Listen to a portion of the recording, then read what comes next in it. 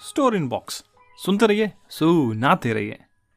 जीवन एक कहानी है जो आप सबको सुनानी है, जिसमें आप और हम बस एक किरदार ही तो हैं। तो इसीलिए इस बार ऑडियो बुक सीरीज में मैं अविचल वत्स आपके लिए लेकर आया हूं ईट दैट फ्रॉग बुक की समरी, जिसे लिखा है ब्रायन ट्रेसी ने। बुक सुनने से पहले यह हमें जान लेना चाहिए कि आखिर मैं इसे क्यों सुनूं। क्या आप काम को टालते रहते हैं तो यह बुक आपके लिए ही है। इसे सुनकर आप सीखेंगे कि कैसे किसी भी काम को कम समय में और बड़े आराम से किया जा सकता है इफेक्टिवली। ये बुक इंपॉर्टेंट इसलिए भी है क्योंकि बड़े बड़े इंडस्ट्रियलिस्ट, एंटरप्रेन्योर्स जैसे बिल गेट्स, इलन मस्क, हर कोई इसे पढ़ चुका है और अपने जीवन में इसकी सीख उतार चुका है, और तभी वो सक्सेसफुल भी हैं। तो अगर आप भी इनकी तरह अपनी जिंदगी को एक मीनिंगफुल डायरेक्शन देना चाहते हैं तो ये बुक आप ही के लिए है। बुक का टाइटल है ईट दैट फ्रॉग। सुन के बिल्कुल भी कंफ्यूज मत होइएगा, यहां आपको मेढक खाने के लिए नहीं बोला जाएगा। एक्चुअली यह एक मुहावरे की तरह है। यहां फ्रॉग किसी भी काम से है जिसे आप टालते रहते हैं। जैसे फ्रॉग खाना मुश्किल है, वैसे ही वह काम जो आपके लिए मुश्किल है। इसलिए ऑथर कहते हैं ईट दैट फ्रॉग, मतलब मुश्किल काम को करो। तो इस बुक में बताया गया है फ्रॉग खाना कैसे है, अर्थात मुश्किल काम करना कैसे है। इस बुक में लेखक ने 2 रोचक फैक्ट्स बताए हैं। पहला, अगर आपको मेढक खाना है तो जल्दी खा लें। अगर उसकी तरफ देखते रहेंगे तो खाने का मन नहीं करेगा। ठीक इसी तरह कोई काम भी करना है तो जल्दी से कर लीजिए, नहीं तो वह बेवजह खिंचता चला जाएगा। दूसरी बात यह कि अगर 2 मेढक हैं तो गंदे वाले को सबसे पहले खा लें, मतलब दोनों कामों में से जो कठिन है उसे पहले निपटा लें। तो आइए अब ढंग से पूरी समरी सुनते हैं। हम में से हर कोई कभी ना कभी किसी ना किसी काम को टालता रहता है। इस तरह वो काम लंबा खिंच जाता है और वक्त से हो नहीं पाता है। लेकिन इस बुक की समरी सुनकर आप टाल मटोल की आदत छोड़ पाएंगे और हर काम जल्दी और समय से करना सीख लेंगे। इसके लिए लेखक ने 21 रूल्स बनाए हैं। तो आइए हम बारी बारी करके एक एक समझते हैं। इसमें से पहला रूल है सेट द टेबल। काम करने से पहले सोच विचार करें। कई बार हमारे पास बहुत से काम होते हैं, ऐसे में सबसे पहला काम सबसे पहले करें। अगर सब कुछ आप दिमाग में सोचते हैं तो ऐसा ना करें, क्योंकि इससे दिमाग में क्लैरिटी नहीं आ पाती है, सब कुछ कंफ्यूज रहता है। इसलिए सारा कुछ पेपर पर साफ साफ लिख लें और प्लान करें। इससे आपके जितने भी काम या गोल्स हैं वो अब साफ साफ दिखने लगेंगे और आपका ब्रेन तब काम के हर एक पहलू को ठीक से समझ पाएगा। दूसरा रूल है plan every day in advance. हर दिन की प्लानिंग पहले से ही कर लें। कल क्या क्या करना है ये सोने से पहले ही प्लान कर लें। इसके लिए आप लिस्ट बना सकते हैं। ऑथर कहते हैं आपको 3 लिस्ट बनानी चाहिए। पहली, जो कि मास्टर लिस्ट होगी, जो भी आपको फ्यूचर में करना है वो सब इस लिस्ट में लिखते रहें। दूसरी लिस्ट होगी मंथली लिस्ट, जो भी आपको इस महीने करना है उसकी अलग लिस्ट बना लें। और तीसरी लिस्ट है वीकली लिस्ट, जो भी इस हफ्ते करना है उसकी लिस्ट बना लें। इससे आपको अपने काम साफ साफ दिखेंगे और आप कोई भी काम भूलेंगे नहीं। आपकी प्रोडक्टिविटी भी 10 गुना तक बढ़ जाएगी। तो इसी के साथ अब बात करते हैं तीसरे रूल की, जो कि बहुत इंपॉर्टेंट है, जो कहता है apply the 80-20 rule to everything. यानी कि 80-20 का रूल हर चीज में लगाइए। इसे परेटोज लॉ भी बोलते हैं। सबसे पहले यह देख लें कि कौन से काम टॉप 20% में आते हैं, मतलब सबसे ज्यादा इंपॉर्टेंट है। पहले उन्हें कर लें, ना कि उन 80% कामों में उलझे रहें जो अभी आपके लिए इतने इंपॉर्टेंट नहीं है। मान लीजिए कल बिजली के बिल की लास्ट डेट है, लेकिन आप घर का पेंट करने में बिजी हैं, तो सबसे पहले पेंटिंग रोककर बिजली का बिल भरें। पेंटिंग तो बाद में भी हो जाएगी, लेकिन अगर बिजली का बिल नहीं भरेंगे तो पेनल्टी लगेगी। इसलिए अपने चीजों को प्रायोरिटाइज करिए, कौन सा सबसे इंपॉर्टेंट है और कौन लेस इंपॉर्टेंट है। तो इसी के साथ आप चौथे रूल के बारे में जानते हैं, जो कि है कंसीडर द कॉन्सिक्वेंसेस, यानी परिणामों के बारे में पहले ही सोच लें।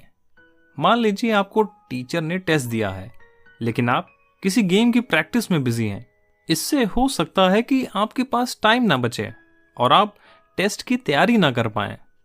तो पहले ही इसके परिणाम को सोच लें। टेस्ट में आपके मार्क्स कम आएंगे तो क्या होगा? गेम प्रैक्टिस या तो एक दिन बंद कर दें या फिर टेस्ट की बात थोड़ी सी कर लें।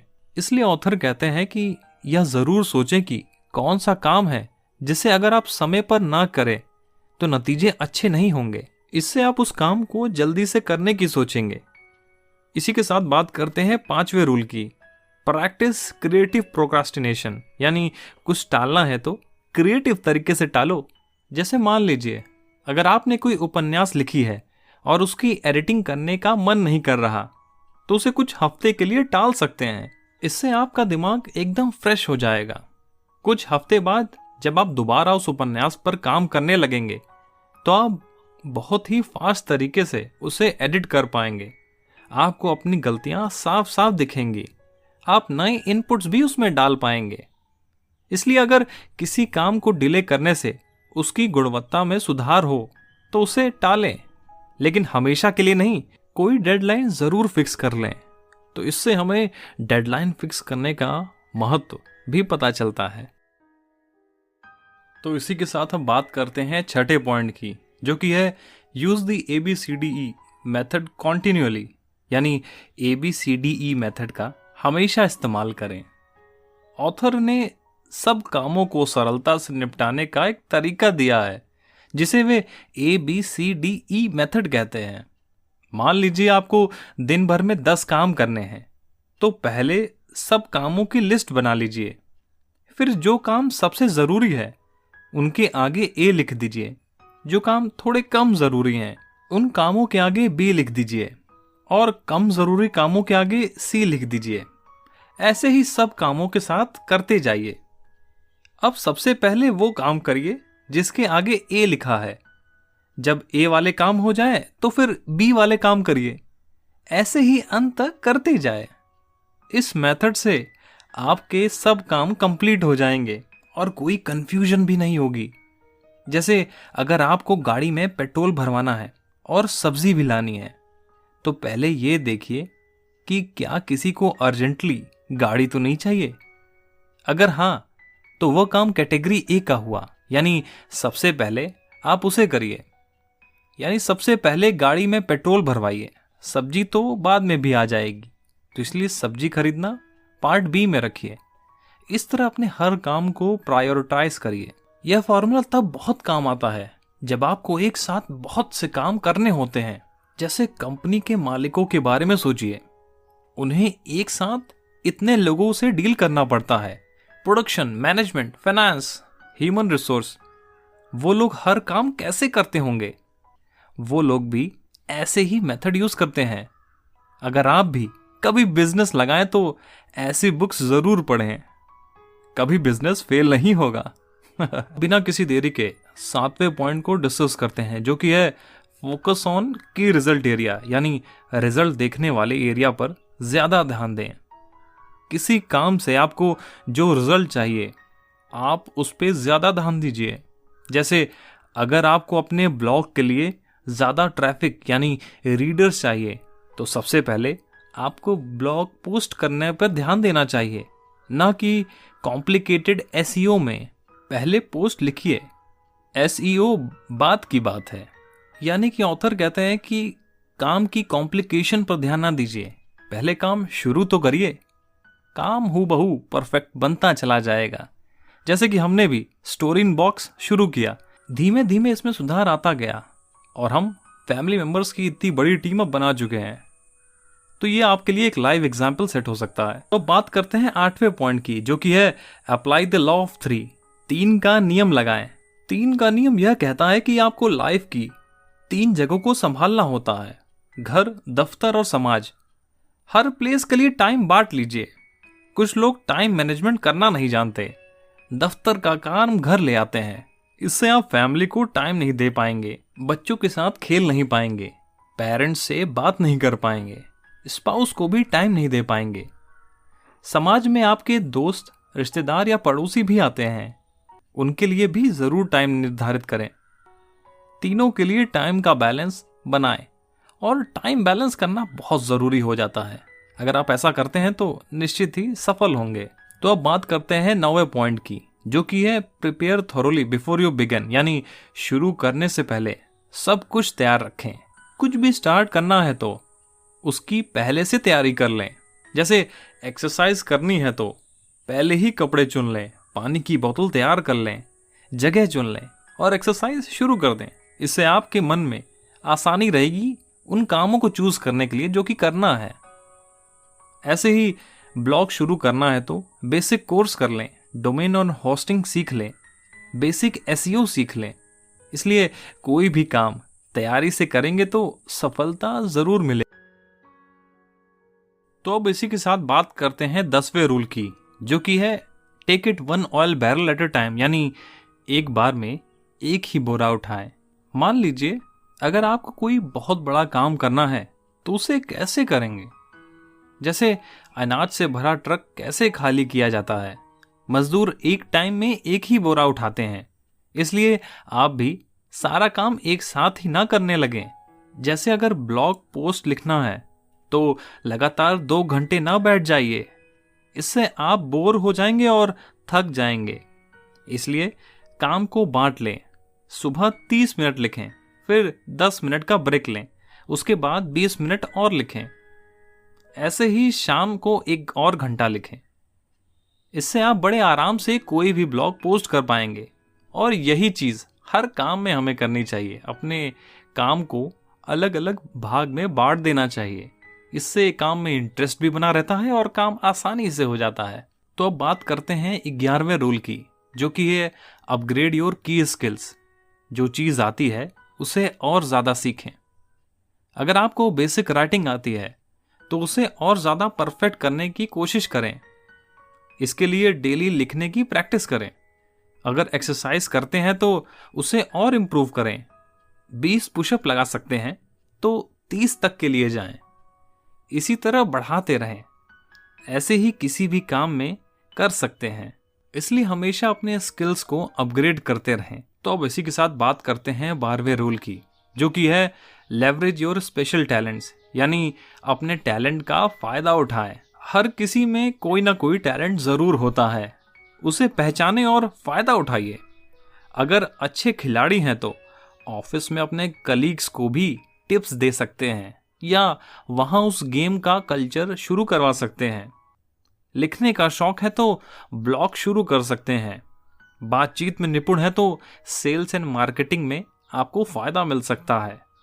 इसलिए अपने स्पेशल टैलेंट को जरूर परखें और उस पर काम जरूर करें। तो अब बात करते हैं 13वें रूल की, आइडेंटिफाई योर की कंस्ट्रेंट्स। अपनी रुकावटों का पता कर लें। अगर आप किसी काम को नहीं कर पाते हैं तो यह देख लें कि आखिर रुकावट कहाँ है। एक्सरसाइज ना कर पाने का रीजन हो सकता है सुबह उठने का मन ना करता हो। अगर ऐसा है तो शाम को कर लीजिए एक्सरसाइज, या सुबह अलार्म लगा लीजिए। रात को जल्दी सोना भी कारगर हो सकता है। जैसे ऑथर लिखते हैं, फिल्म ऑडिशन में सफल नहीं हो पा रहे हैं तो अपनी एक्टिंग स्किल्स पर और मेहनत कीजिए।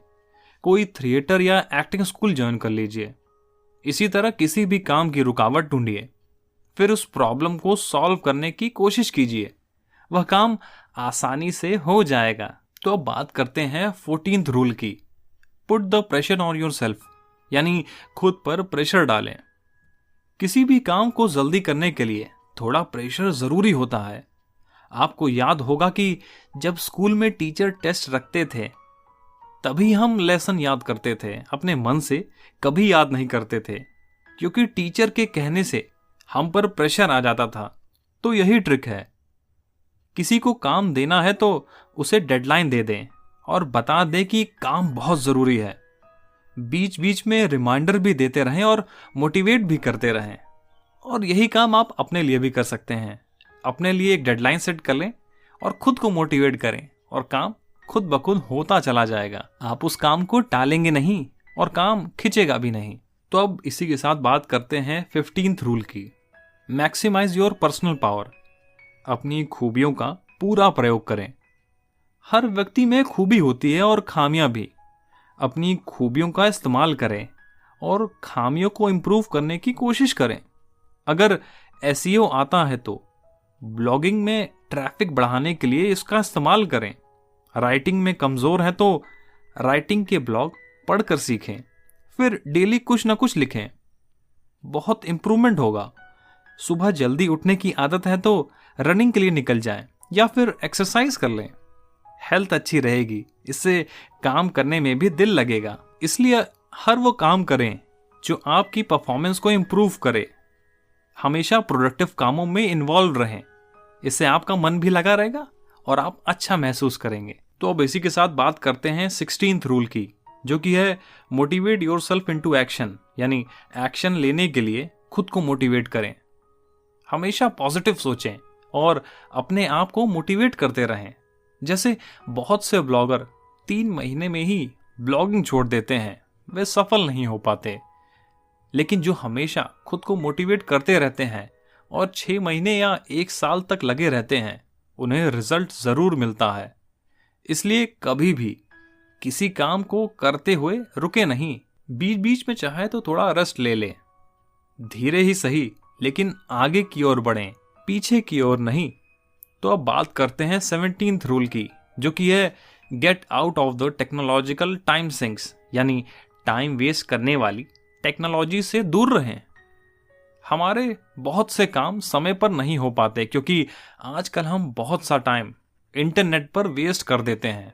जैसे अगर YouTube पर ब्लॉग का वीडियो देखना है तो थोड़ी देर बाद हम सॉन्ग देखने लगते हैं, फिर किसी कॉमेडी वीडियो पर नजर पड़ जाती है, फिर किसी यूट्यूबर का व्लॉग या ट्रैवल वीडियो देखने लगते हैं। मतलब कोई लिमिट ही नहीं है। इसी तरह 4-5 घंटा वेस्ट कर देते हैं। और यही हाल टीवी का भी है। लोग एक के बाद एक सीरियल या प्रोग्राम देखते रहते हैं। और अब तो नेटफ्लिक्स और दूसरे OTT प्लेटफॉर्म्स का भी बोलबाला है। बच्चे तो बच्चे और कुछ बड़े भी पबजी और फ्री फायर जैसे गेम का पीछा ही नहीं छोड़ते। इस तरह कोई क्रिएटिव काम करने की बजाय हम टेक्नोलॉजी की चीजों पर टाइम वेस्ट कर देते हैं। ये सब भी जरूरी है, लेकिन इसका टाइम लिमिट कर देना चाहिए। डिसाइड कर लीजिए, डेली 1 घंटा यूट्यूब पर वीडियो देखूंगा। जैसे ही 1 घंटा खत्म हो, यूट्यूब से बाहर आ जाइए, फिर अपने काम पर लग जाइए, क्योंकि कल फिर यूट्यूब के लिए 1 घंटा मिल जाएगा। इस तरह आप अपना काम भी कर पाएंगे और एंटरटेनमेंट भी होता रहेगा। हर चीज के लिए टाइम अलॉट करना। तो अब इसी के साथ बात करते हैं 18th रूल की, जो कि है slice and dice the task, यानी काम को छोटे छोटे हिस्सों में बांट लें। बहुत बड़ा काम हो तो छोटे हिस्से में बांट लें और टाइम भी निश्चित कर लें। जैसे ब्लॉगिंग काफी बड़ा काम है, लेकिन आप इसे हिस्से में बांट सकते हैं। जैसे पहले हफ्ते डोमेन और होस्टिंग खरीदें और थीम अपलोड कर लें। 1 महीने में 20 क्वालिटी पोस्ट लिखें। 2 महीने बाद SEO करना शुरू करें, इत्यादि। इस तरह करेंगे तो बहुत आसान लगेगा। कुछ लोग पहले ही दिन से SEO में घुस जाते हैं। वो सोचते हैं कि पहले दिन से ही ट्रैफिक आ जाएगा, तो ऐसा बिल्कुल नहीं है। कुछ लोग SEO में इतना उलझ जाते हैं कि उनके पास ब्लॉग पोस्ट करने का टाइम भी नहीं बचता। फिर हड़बड़ी में एक रद्दी सी पोस्ट लिख देते हैं। ऐसी पोस्ट कौन पढ़ेगा? क्या आप किसी बुक की बेकार समरी पढ़ना या सुनना चाहेंगे, या वो जो सबसे बेस्ट होगी? तो इसलिए अपने काम को अगर कठिन है तो छोटे छोटे हिस्सों में बांटकर ही करें। तो अब इसी के साथ बात करते हैं 19th रूल की, जो कि है create large chunks of time, यानी टाइम को बड़े बड़े हिस्सों में बांट लें। टाइम को भी डिवाइड कर लें। हर काम के लिए टाइम अलॉट कर दें। मान लीजिए आप जॉब करते हैं, साथ ही आप एक नॉवल लिखना चाहते हैं और साथ ही कोई ब्लॉग भी शुरू करना चाहते हैं, तो पहले टाइम डिवाइड कर लीजिए। सबसे इंपॉर्टेंट जॉब है 9 से 5, उसे दे दीजिए, क्योंकि नॉवल के पब्लिश होने के चांस बहुत कम होते हैं। इसलिए 1 साल ब्लॉग को दे दीजिए, क्योंकि व्लॉग से कमाना आसान है। इससे आपके पास इनकम का अच्छा सोर्स हो जाएगा। अगले साल नॉवल शुरू कर सकते हैं। तो अब क्वेश्चन है, व्लॉग पोस्ट कब लिखें? 9 से 5 तो जॉब करेंगे, तो दोस्तों आप 1 घंटे सुबह लिखें और 1 घंटा शाम को। हर घंटे में 10 मिनट का ब्रेक ले लें, लेकिन रोज लिखें। आप देखेंगे कि धीरे धीरे आपका व्लॉग बड़ा होने लगेगा। 1 साल के अंत तक आप 100 या 200 अच्छी पोस्ट लिख लेंगे। इससे आपके ब्लॉग पर ट्रैफिक भी बढ़ जाएगा और आपकी अर्निंग भी होने लगेगी। तो अब बात करते हैं सेकेंड लास्ट रूल की, यानी 20वें रूल की। Develop a sense of urgency. ऐसा सोचें कि काम जल्दी करना पड़ेगा। कई बार आपने देखा होगा कि आपने कोई असाइनमेंट टाइम पर कंप्लीट नहीं की है। जब उसे सबमिट करने के लिए सिर्फ 1 दिन बाकी रहता है तो आप उसे जल्दी से करने लगते हैं और आप देखते हैं कि जिस असाइनमेंट को आप 1 महीने से टालते आ रहे थे वो आपने 1 दिन में ही कंप्लीट कर दिया। हम अक्सर सोचते हैं कि अभी तो बहुत टाइम पड़ा है, आराम से कर लेंगे, लेकिन फिर हम उस काम को भूल भाल जाते हैं। इसलिए हर काम के लिए ऐसा सोचें कि बहुत अर्जेंट है और अभी करना पड़ेगा। इससे आपका दिमाग उस काम को जल्दी से जल्दी करने के लिए आपको मोटिवेट करेगा। किसी भी काम को ज्यादा समय अलॉट ही ना करें। जैसे ये ना बोलें इस काम को 15 दिन में करना है, बल्कि ये बोले इस काम के लिए सिर्फ 1 दिन है। लेकिन यह सिर्फ एग्जाम्पल है, आपको जेन्युइन समय तो देना ही पड़ेगा। ऐसा ना हो कि वास्तव में उस काम के लिए 2 दिन चाहिए, फिर भी आप सिर्फ 1 दिन दे रहे हैं। इससे काम तो हो जाएगा लेकिन क्वालिटी बहुत बेकार होगी। तो ये भी बहुत जरूरी है ध्यान रखना। तो अब इसी के साथ बात करते हैं आखिरी रूल की, यानी 21st रूल की। Single handle every task. एक समय में एक ही काम करें। अगर कोई काम शुरू किया है तो खत्म होने तक उसे ही करते रहें। ऐसा ना हो कि 2 दिन एक काम किए और फिर किसी और काम को करने लग गए। इससे दोनों ही काम पूरे नहीं हो पाएंगे। जैसे अगर व्लॉग लिखना है तो उसी पर फोकस करें। यह ना हो कि बीच में कोई नॉवेल लिखने बैठ गए, कुछ पेज लिखकर फिर पोएम लिखने बैठ गए। इससे आप कुछ भी कंप्लीट नहीं कर पाएंगे। ना तो नॉवेल ही पूरी हो पाएगी, ना ही व्लॉग में ट्रैफिक आएगा। क्योंकि 6 महीने तक तो आपको व्लॉग में पोस्ट ही लिखना पड़ता है। इसलिए 6 महीने या 1 साल तक व्लॉग लिखें, फिर अगले 5-6 महीने नॉवेल को दे सकते हैं और अगले 1 महीने पोएट्री को दे सकते हैं। लेकिन यह सब डिपेंड करता है कि आप कैसे हैं, फास्ट राइटर हैं या स्लो। अपने हिसाब से टाइम को घटा बढ़ा सकते हैं। इस तरह आपके हर काम कंप्लीट हो जाएंगे और आप हड़बड़ी से भी बच सकेंगे। इसलिए कोई भी काम करें तो पहले उसे कंप्लीट जरूर करें और एक बार में एक ही काम लें। मल्टीपल टास्किंग मत रखें। तो इसके साथ समाप्त होता है इस बुक की छोटी सी समरी, जो कि हमने कोशिश की आपको देने के लिए। अगर इसमें कुछ कमी हो तो कमेंट करके जरूर बताइए, ताकि हम भी इम्प्रूव कर सकें और आपको ऐसे ही अच्छी अच्छी बुक्स की समरी लाकर दे सकें ऑडियो बुक के फॉर्म में। तो दोस्तों, अगर आप किसी ऐसे आदमी को जानते हैं जो किसी भी काम को टाल मटोल करता रहता है, या किसी दोस्त के काम कभी खत्म ही नहीं होते हैं, तो उसके साथ ये ऑडियो बुक आप जरूर शेयर करें। तो इसी के साथ इस बुक समरी का एंड होता है और आप कमेंट करके जरूर बताएं कि अगली किस बुक की ऑडियो बुक सुनना पसंद करेंगे। बाकी सुनते रहिए, सुनाते रहिए, सीखते रहिए, सिखाते रहिए। स्टोरी